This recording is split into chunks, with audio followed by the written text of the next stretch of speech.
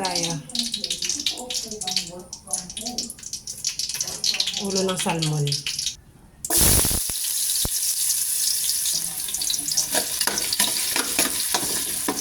Ulo ng salmon.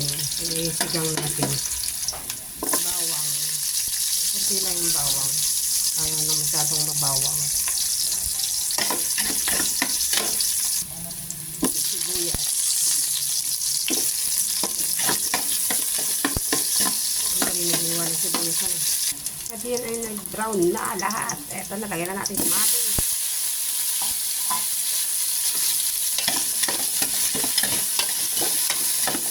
Ayan, kamatis. Ayan, hindi ko na masabi sa na kasi madudurog din masyado. Gusto ko medyo mabuo-buo yung kamatis. Lagyan na natin yung isda. Lagyan natin yung salmon. Ulo ng salmon.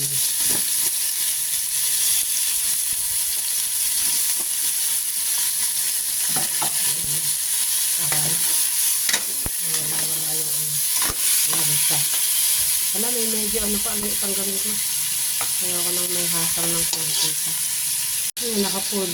Kasi yung kanina hindi full yung pakabigay niya. Ayan. Naginis ako na yan.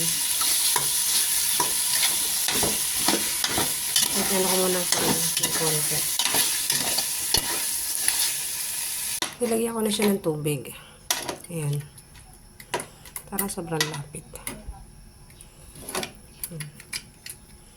Ulo ng salmon. Sarap. Ayan. Sinigang. Nilagyan ko ng tubig. Pakulan na natin. Sabay ko na itong labanos. Ayan natin yung labanos. At para isang kulo na lang siya. Natin. Ayan, kulong-kulo na. Ayan siya. Lagyan na natin yung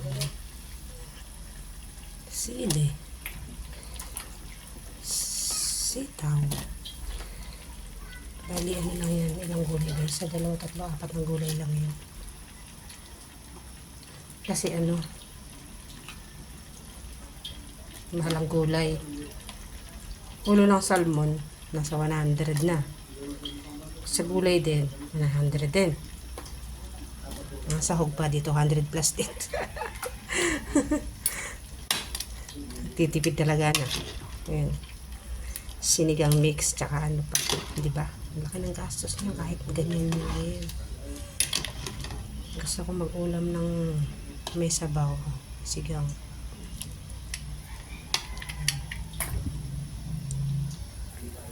Lagyan na natin yung talong.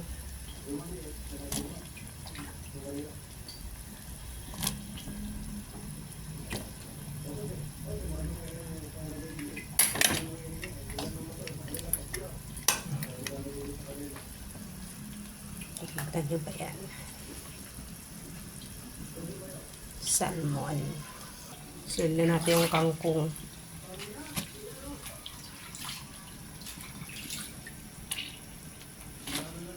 Yan, kulong-kulo na.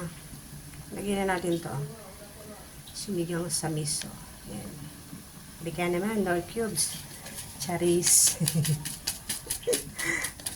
Sinigang sa miso. Dapat original na miso kasi. Ayoko ng lasa. Sobrang parang maasim na Yan. Lagay ko na yung sinigang sa miso. Baka na masyadong haluin kasi magdudurog yung Ito na lang, sili na lang magdudurog. Ngayon maghahati ako ng sili. 2 sili yan na malalaki. Kain tayo guys. Ulo ng salmon. Ayan, ulo ng salmon. Sinigang. Ayan. Okay na yan. Kain ko na lang.